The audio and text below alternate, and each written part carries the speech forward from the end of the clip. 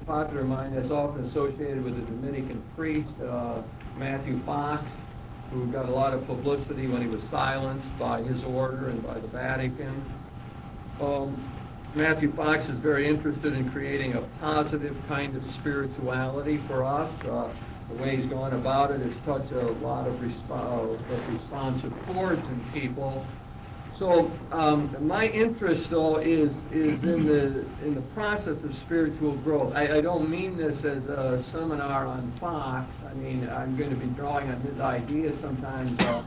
So I'll be adding to those or using my own ideas for other authors. But people do associate it with Fox, and we have to recognize that. I don't feel any need to criticize him or always say where the ideas came from. He's the name associated with it. If people have questions about that, we'll probably have some opportunities to do that. People who want to read more about that segment that I'm going to be using, it's in his book, Original Blessing. And I'm doing what I call these days a positive retrieval, meaning that I want to grab hold of his thoughts, not in any negative way or critical way, but just to find out what he said that seems to me to be helpful to us in the process of spiritual growth.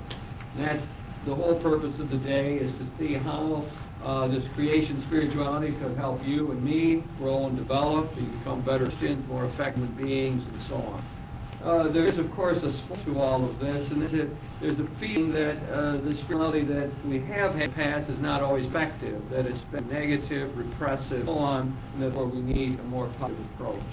Now, there's a sequence to what I'm going to do today, and a sequence that Fox suggested, and that'll be the major way we're following his thought. In the past, it's often thought in the spiritual life that you had a twofold process, so what they call a negative way and a positive way. The negative way was to be in touch with dark force. It was to be a process of asceticism, purification, that was often to be part of the move to God. Often thought of as the first part, the purgation part, as it was said. And then you move to an illumination stage, so that when you got your senses cleared out and your mind cleared and your body disciplined and so on, then there would be some illumination that would come from God. Second stage, a positive stage, and that would lead to union with God. That comes from the philosopher Plotinus and was used in the Christian spirituality almost all throughout our history, a sort of a threefold process: purging ourselves, and disciplining, mortifying, and then trying to be open to the light, illumination from God, and then all of that for the purpose of bringing us closer to God. Now, what Fox has said those stages never made much sense to him. He thought it was backwards and it was incomplete, and so he, and especially his reading of Meister Eckhart, a great mystic of the medieval period, he said, well, that isn't the way it is. We ought to think of a four-stage approach. And those become the four stages that are going to govern what I'm going to say today and govern all of his own approach. That is, that he says you ought to start out with a positive notion of creation. That is, let's befriend creation. And then, next stage, we would get to those dark forces, and instead of mortifying ourselves, let's befriend the dark forces. Then we have to befriend our creativity. And then final stage, we have to befriend the new creation, as he says, or the works of justice. So those are the four stages that Matthew Fox has said we ought to follow to become more spiritual people.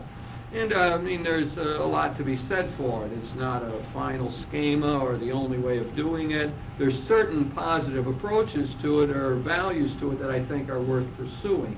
And so I'm going to use those as the outline of what I have to say today. That importance of Meister Eckhart, we might just, as long as I've mentioned him, you'll see in your notes on that main sheet that I told you we would use, Eckhart, on the very bottom of the very first page, we see just a few ideas about Meister Eckhart, who is the dominant influence on Matthew Fox. He's done what we would call a retrieval of Eckhart's thought to make it available for us. And as you can see, he's a medieval figure. He was a Dominican priest, and fine theologian who taught at the University of Paris. He was the successor to Thomas Aquinas at the University of Paris, which was the intellectual center of the time. And then, strangely, before he did much real writing or completing his work, he returned to Germany and did a lot of preaching. We have those sermons that he preached. The people took notes when he preached and kept them. And then near the end of his life, the Vatican didn't like what he had to say and called his material into question. There was a trial before he died in which he came and was supposed to defend his thinking and so on, and he didn't really do a very good job of that. And shortly after his death, then he was condemned. Now, he's been much in the news lately because there's a lot of talk of reversing that condemnation. In the rest of the material there, as we go through the day, we'll see how Eckhart has influenced Fox, and I've mentioned some books there. But he was very much the mystic, the person who believed we could achieve this union with God, that we had to empty out ourselves, and God would really come to birth in us. There would be these breakthroughs. If we detached ourselves from the world and were open to Christ, that Christ would be born again in our souls, and that we would become very close to God. One of the other major ideas he had was that the God we usually talk about is not the real God, that those are our words and languages and images, but he talked about the Godhead, which a theologian in our time, Paul Tillich, used that idea to talk about the God beyond God. So the God that we talk about, we say, well, he's our father, our mother, or he did this or that. That's nice, but it doesn't capture the reality that God's greater than all those images. And so you have to have a way to talk about the God, beyond the God that we ordinarily think about. And for Eckhart, that was he used the word the Godhead, which was totally incomprehensible to us and inexhaustible. We couldn't really get a hold of it. And a lot of Eckhart's thought is very paradoxical. He says strange things that don't seem to make sense in any literal way, but are meant to help us deepen our perception of God. So that most theologians, and Matthew Fox would be a spiritual theologian, have a main mentor or somebody that guides their thinking, a great figure. And for Matthew Fox, it's clearly this Dominican priest from the Middle Ages, Meister Eckhart. And as I say, there's a lot of new books coming out about Eckhart now, and he's a really important figure, I think, in many ways. Okay, that's enough by way of introduction, I think. So, anybody want to ask me anything to that point? Okay, as I say, the whole purpose of the day is not a theological exercise with Eckhart or Fox or anybody else, but it really is how we're going to find ways to help ourselves grow and develop. Now, so we take up the first of the four categories, and that Matthew Fox says we'll do better if we do it this way, and that is we need to befriend creation. Befriend creation. Now, that assumes that there's something wrong in our general spirituality or that get messed up. First of all, there'd be the poor attitude you might have towards creation, towards the world, towards the physical things of life. So that there's the feeling in a lot of spirituality that our bodiness, our sexuality, our work life, recreational life, that they either take us away from God, they have a negative connotation, or perhaps that they are neutral and don't do it at all and bring us closer to God. So these would be some destructive attitudes we might have towards the world. Secondly, is the notion that pleasure takes us away from God. Pleasure gets in the way of coming closer to God. If it feels good, it must be wrong, in other words. If it's easy, it must not be virtuous. It's the notion that in the Christian life it's got to be hard to be worthwhile. And that generally pleasure is going to mess us up. And I suppose the prime example of that is in the sexual area again. The sexual pleasure would be the main thing that would keep us from being good people, would end up corrupting us, taking us away from God. Third sort of thing that goes wrong with our attitude towards creation is the not respecting the environment. The whole environmental crisis, one of the handouts you have, deals with the environmental crisis, and it's a major part of Fox's work and all the creation spirituality people. And that is we think of all the destructive things that have happened and in the world. And there's a theory advanced by a cultural historian by the name of Lynn White that says that Christianity, the Judeo-Christian tradition, is really the cause of the environmental crisis in the world. That it's resulted in the Western world that's been shaped by Christianity, and because we've got this idea from the Bible that we're supposed to dominate the earth, and by trying to dominate the earth, we don't respect it like the American Indians did, so we go around polluting things, and we end up with oil spills and all of that. And so, there is a serious line of thought that says the real problem that in other religions that won't happen, that in Hinduism and Buddhism and so on there would be a greater respect for the earth, for the land, and that the real problem in the world is Christianity, which has developed this controlling attitude. We're going to develop science, going to develop technology, and so on. Now, there's a counter-argument to that. I really don't want to get into it. But what is clear is that very often Christians have not had a positive outlook on the earth. We've just thought we could spend as much as we want and use as much as we want, and there's a reason why, the situation is the way it is in the United States and vis-a-vis the environment. It's part of our whole attitude that's allowed all of those terrible things to happen, losing species right and left and fouling our environment. We don't have places to put the waste anymore, and we got the ozone problems and all of that. Fourth bad thing about our attitude towards creation is our failure to love ourselves and our failure to trust our own experience. It results very often in poor self-images. So that there's, again, a sort of notion afoot in a lot of Christian spirituality that we have to be givers and care for the others and always be thinking of the other people, but not enough concern with the third part of the love that Christ taught us, love God, neighbor, and ourselves.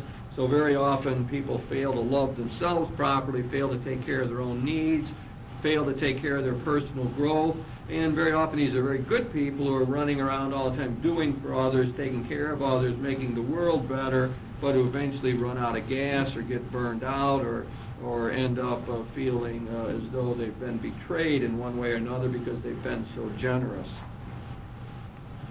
Fifth, greedy attitudes towards the goods of this world, what we commonly call consumerism. That we think that it's the opposite sort of attitude. I got to get all of this world's goods that might be around and take hold and so on.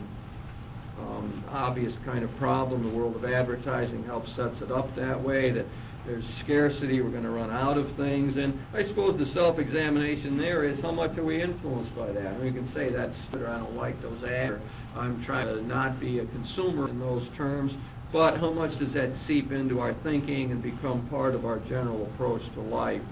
I think it's hard to live in the United States and not be taken by this consumerism. I just did 3 radio programs with Mike Tremmel, one of our missioners over in Zimbabwe, who deals with the Tonga tribe. And they're playing the last May 28th, or the last Sunday in May, and then the following. So I did 3 programs. But it was a very striking experience for me to have Mike describe what it's meant to go over there and live in a culture, and how simply they have. I mean, the people, of course, they have no running water, no electricity, and so on. I mean, Mike has to be careful about going out jogging because the wild animals can get him. And the people over there catch malaria, and he's had malaria twice, and so on. So, I mean, it's a very primitive kind of living, and, I mean, it's very different. Just to hear him talk about the simplicity of the lifestyle and different approaches, it's really interesting. The way people sort of have time for things, it leads me into another aspect of this thing, next number, I think it's number 6 in my own listing here, and that is sort of failing to being so caught up in the rat race that we can't appreciate creation. he talks about the people there and how, like, when they have Mass, it might last about 3 hours.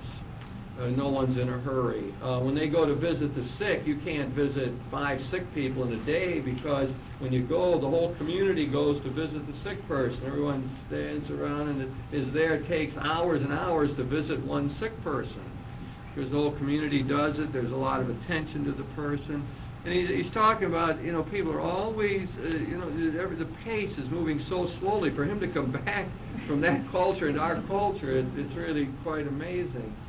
I remember that happened to me after living in New York City for a couple of years, and then I moved to Wakeman, Ohio. And I can remember that same culture shock, and I didn't realize what a pace I was going at. While you're in it, didn't notice it. Just, that was life. That's how you lived, and that's how you moved about. And then I'm in Wakeman, I suddenly realized, my heavens, I'm at about 1/3 the pace I was at. And then you begin to realize, well, it's like a lot of other things in our culture. We get caught up in them, and while we might sit and say we can critique workaholism or all these other consumerism and so on, the question of how much it's part of us. What I was getting out of conversations with Mike was, to be in another culture is to have a perspective to look at our own. He was really giving that to me. The different approach. They spent hours and hours with the people. If you were going along and you had a place to go and someone came up and wanted to talk to you, it would be terribly offensive to do what you had to do. You just would never do that. And it was interesting. You could notice when we got in to tape these radio programs, he was talking to a gentleman before, and it was time to tape. And I just, I was just standing there observing the scene, and I noticed how he just kept talking to this guy, and just, it's time to tape, Mike. I mean, he just kept talking away. And it was my first clue that, this change that would come in a different culture.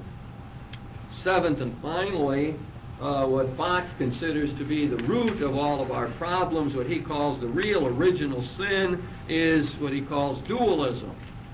And dualistic thinking, which means that you look at the world in terms of opposites, like grace and nature, or body and soul, or creator and creature, and then when you look at them as paired or opposites, then the tendency is to always pick one or the other and make it better than the other one, and thus putting the other one down. So if you do that with nature and grace, you say, well, grace is obviously the better part of all of that. That's God's gift, so nature is played down and is not important. You say body and soul, it's going to come out the soul's what's important, the body isn't important. And if you play it out in a patriarchal culture, it comes out male and female, and the male will always be on top and have a superior position, and so on. I don't know, Mike's on my mind, but he was saying the women, while it's a very mixed culture in Zimbabwe, it's a matriarchal society. Women are often sort of exercise a tremendous power in a way, but they do all the work. I mean, they do everything. They care for the family, and they're the ones out working in the fields. They're trying to figure out what the men do. They used to fish and hunt. Now maybe they're do more beer drinking, but than fishing and hunting. So again, that duality, wherever there's a dualism in thinking, one side, according to Fox and others, will always get on the top, and that will put the other side down. So he sees that, he calls that the original sin, is dualistic thinking, and that there's no way out of that within that framework. Well, okay, those are some of the ways that he sees these poor attitudes towards spirituality. What I'd like you to do, and do this throughout today, is just turn to a person next to you now and to see if any of those problem areas are real to you.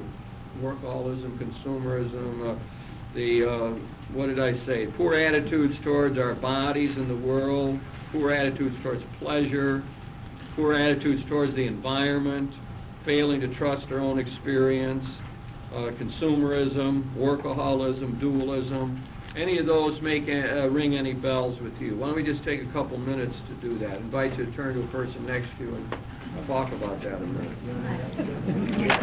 Again, a reminder that at the end of each of major sections of the presentation, we're going to take quiet time or discussion time, whatever we want to do.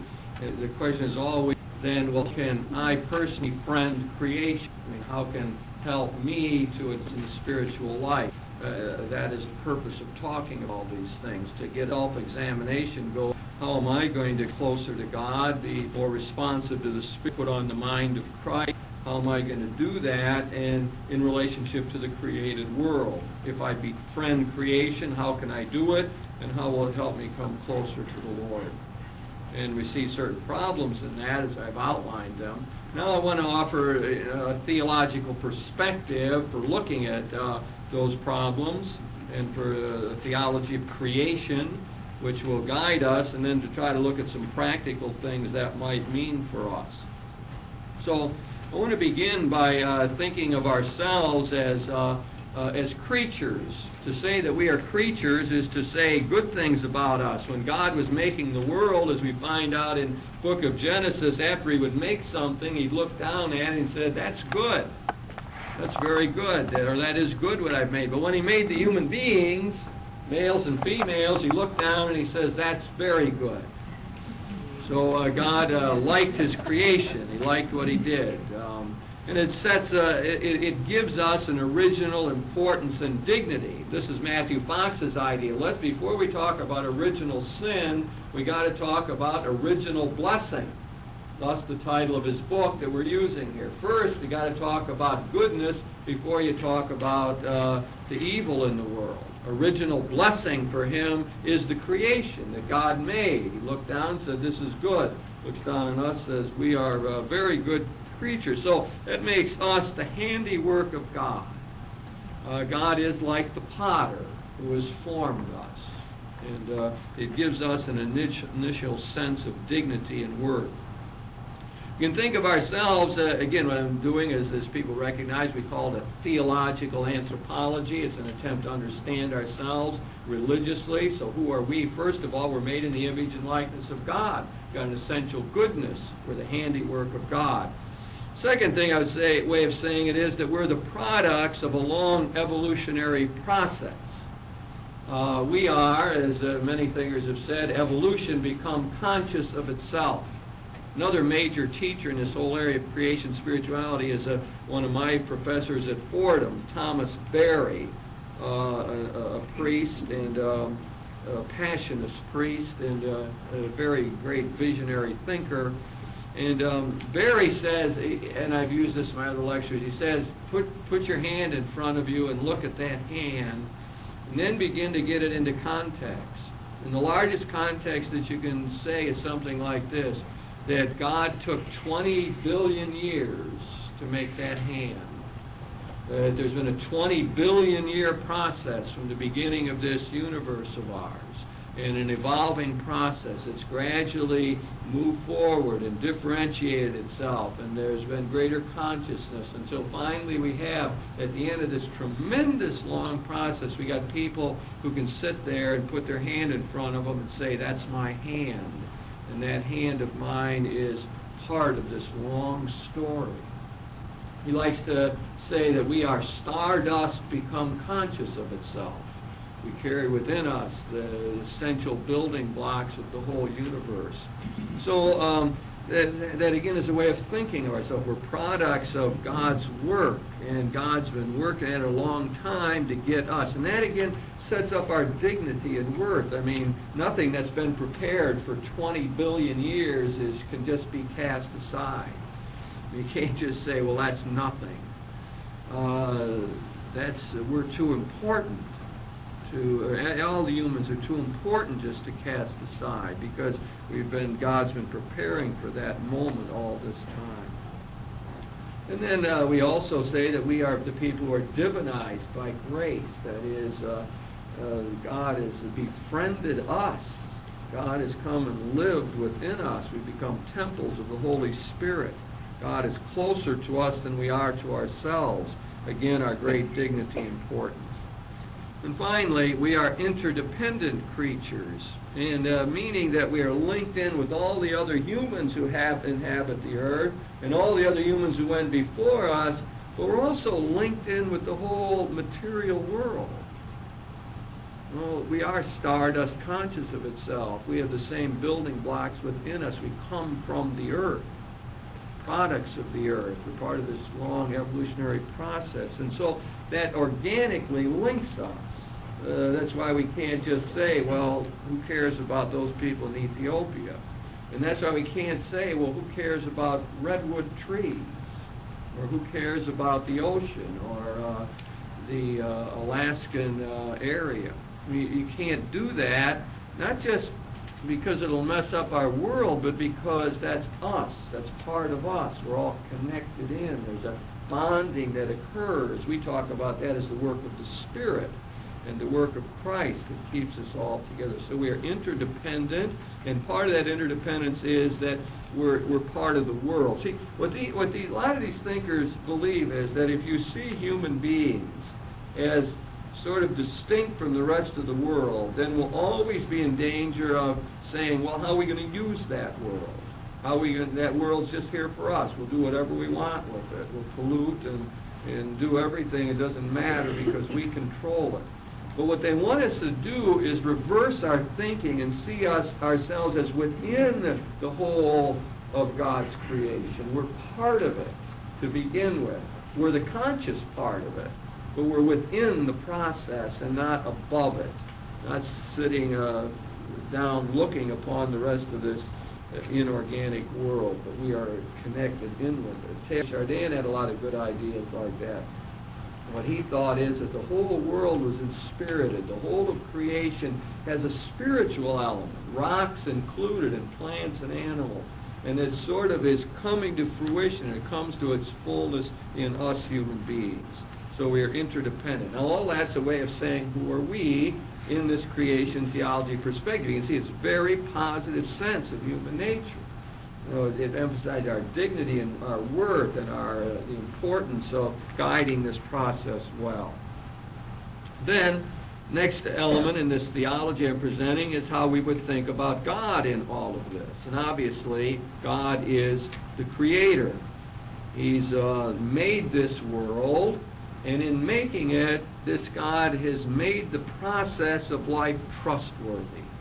And probably if there's one notion that is so crucial to us as human beings, it's to be able to trust that process that God has started, that God is trustworthy, that we don't have to rail against life. We don't have to absent ourselves from the process. We don't always have to be fearful because God is the one who's responsible for it. The process of life is going to get to where it's supposed to go. I mean, and that really, I mean, that might sound abstract, but I mean, I think it can help us get up on Monday morning. I think it can help us deal with the problems of life, the process. In fact, in one sense, I always say that's the shortest Christian creed I can think of. Life is trustworthy. That's a great statement of what we believe. Life is trustworthy because its source is trustworthy, the one we call our God. So he's the creator, cosmic creator. Another point about this God that is presented by Fox and others, and that comes under the heading of the word panentheism. People know, as we look at the positions on the question of God and how God relates to the world, I mean, one would be that God is like deism, that God is very aloof. It's like Thomas Jefferson thought, and people, the founders of our country. It's like God was the watchmaker, and he made the watch and wound it up, and then God's sort of aloof from the process. He's up there, maybe checks it out now and then, but it all runs by itself. It's the Newtonian mechanistic view of the world, deism. There's another view of how God relates to the world, which is pantheism. That is, that God is just identified with the world. God is so immanent and close that the world and God are really the same thing. Pantheism. Now, what Fox and other thinkers have done is come up with another word to describe how they think that all this is related, and they call it panentheism. Put an N in the middle of that, panentheism. And that word is used by a lot of thinkers. It's not just Fox, and I think it's a good one. And it says that fundamentally that God is not aloof, but God is in the process. God is very immanent. But on the other hand, God is not identified with the process. God is also transcendent. So it gives us feeling that we are very close. God is in us. We are in God. Close union. But God remains God, the Creator, and we remain creatures. So that's a way of talking about this relationship that perhaps helps us avoid particular problem areas. Third, in my own development of the notion of God here, is that it introduces a lot of maternal imagery of God. God is the one who nurtures the world and takes care of it and watches over it. It's balanced by a notion of kingship. It's interesting that Fox still uses the notion of God as the king. And as king, he sees God's task as sort of ordering the world, of getting it straightened out, of keeping it running properly, of God is the one who's put an intelligible order in the world that we're able to discern. So God is both, for him, mother, but God is also king and is a transcendent one. And then an image which I like very much, and that is God as the gracious host. So that God is like the one who invites us as guests into his world. And God has prepared the home for us over 20 billion years. He's made it, shaped it, formed it, and now invites us to come and live in it.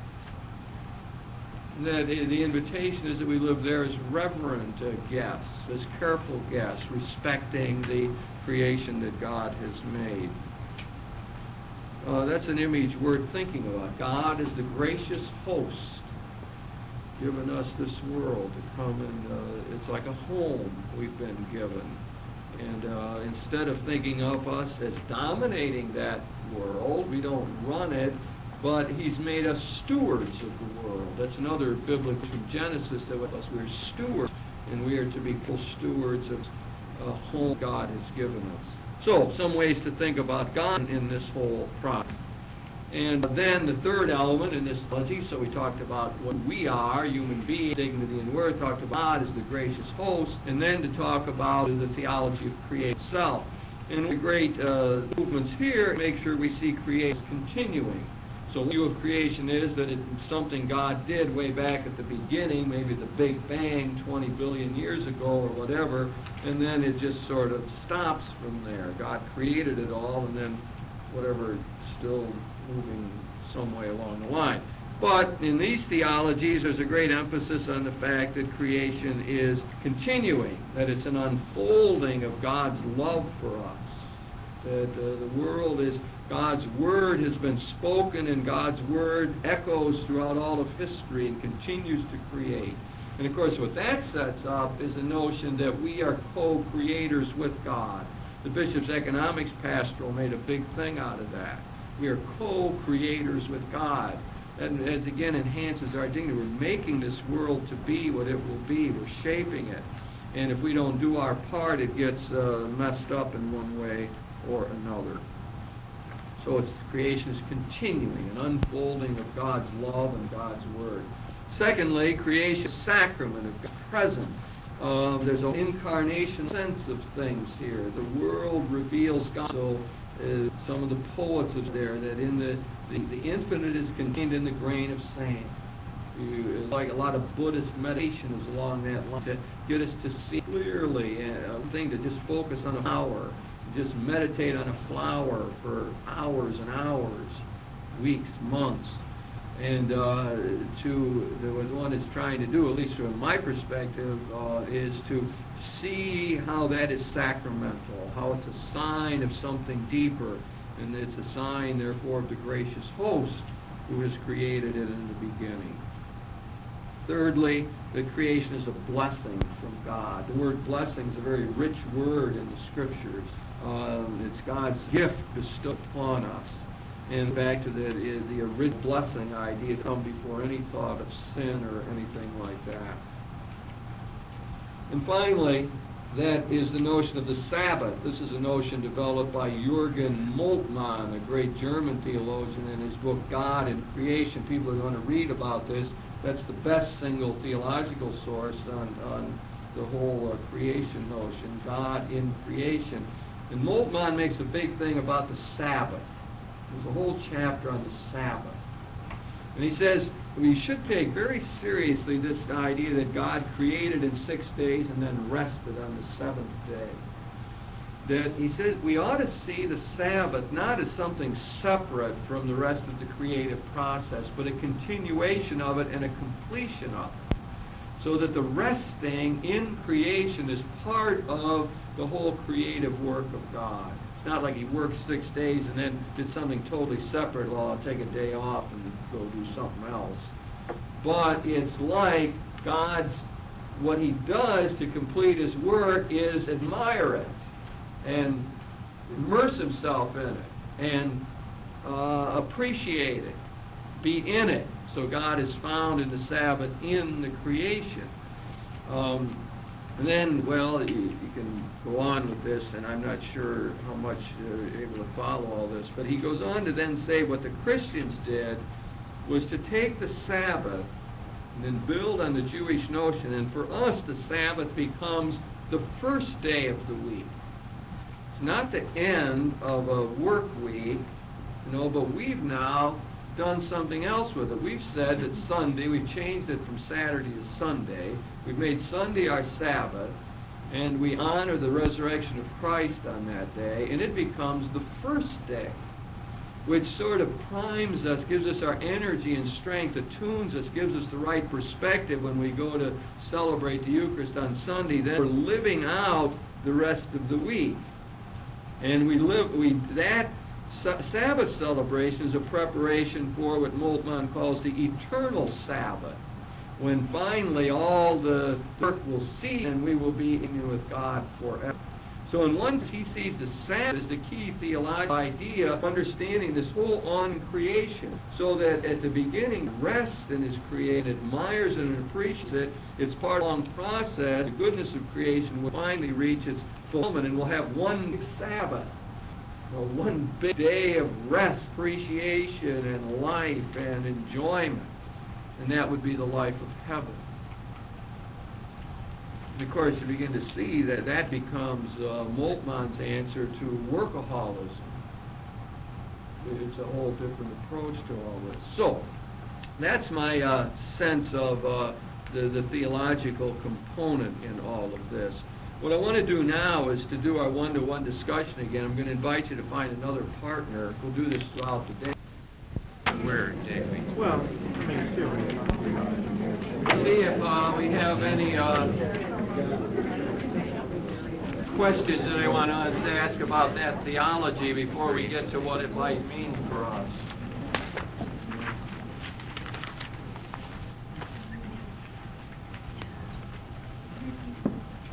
Yeah, do you have any, I want to know if you had any clarifying questions about this segment, the theological segment. I'll probably do that.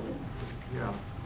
I don't know if this is too clarifying, but it seems to me like there's a bit of circularity coming into view. On the one hand, we have God, who's the king and the gracious host and the creator of all.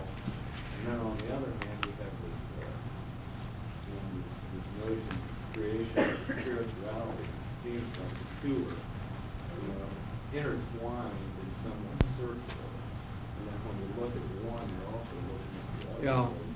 Yeah, that's a good point. That's why I did it this way, which I think is sort of an improvement on the way Fox himself does it, frankly. But in other words, you can't isolate them. I mean, you have to have some sort of a starting point. You can't just talk about human beings in isolation from God. You can't talk about God and human beings without talking about the relationship that exists between them. So any starting point in theology has to, those components, and you can't talk about without the other thing. You're absolutely right. The circular effect that goes on. I think that's not only necessary, helpful, and important, So we ourselves rooted. I wrestled along with the sequence of that, because the alternate sequence in which I, right up till the last minute, wasn't sure about, is to begin, you see, I began with us, then God, and then creation. The alternative is to begin with God and creation, and then to see us emerge out of that. And I think the environmentalists would be a lot happier, because the way I did it, we take on a prominence, and then you got to figure out how we relate to creation. Whereas they would want to see us start out with God and the created world, and then we emerge out of that. That's another way of looking at it. But you don't have what you'd call a logical argumentation. What you've got is a vision. You've got a fundamental perception of what life is about, how we're supposed to look at ourselves. And in our Western world, we look at ourselves too much in terms of isolation from the rest of the world, etc. So this has an advantage of bringing us, into the context immediately. The other great advantage of it is that it's got a very positive feel to it, and that's, of course, what Fox wants to do. Matthew Fox is important and has struck many people precisely because he's touched the hurts of people and the pains. He knows what is bugging people. And when he talks, he knows there's a lot of negative perceptions, a lot of poor self-images, a lot of guilt feelings, a lot of bad things, obstacles that are holding people back. And so his whole thrust and the reason for the sequence is to get to all the positive notions out first before you go into the darkness period, which comes in the second phase in the growth process, or thinking about the growth process. So it's got a couple of advantages. Yes, it's circular, and that's good because it gives us a sense of organic relationship, of interdependence. And you have to talk about them all at once. And it's not a logical argument, it's a vision. Hey, it's like Teilhard said, come and look at the world this way and see if it looks different. Come and start out by thinking you're related to trees, rather than the only thing you can do with them is chop them down for firewood. It's a very different feel. Come and think that you're brother and sister to people in Ethiopia, rather than thinking you are a philanthropist who happens to have a lot of money compared to the rest of the world and might give some to those people. It's very different feel. And that's, of course, what we're trying to see is a different perspective and vision. And that makes all the difference, whether you're going to walk around being a philanthropist or a compassionate person. Give your money to some charity and say, well, I did my duty. Or are you going to feel and sense an organic relationship with the people who are hurting in this world? So you get a lot of perspective changes as a result. But you're right, all three notions go together. The way you relate them is important. There's alternatives to the way I did it. And it also, I think it's a better way than Fox did it in his own book, where I don't see that sort of organic, theological, holistic approach. See, the way, the original blessings got 26 theses, and that's how your notes are structured. If you read this is a total summary of the book Original Blessing. Goes right down the line. He has 26 ways that we're supposed to come closer to God. And they're divided up into 4 parts. So that's his whole project. And part of what you just said is my sense it's got to be done in a different way. You have to see the theological whole before you get the impact of the change of attitude and behavior that we're supposed to get. At least that's my own sense.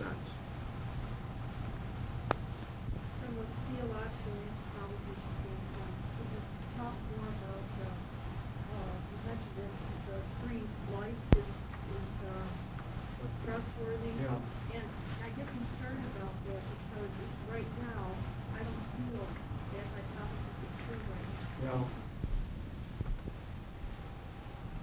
At this point, please turn the tape over.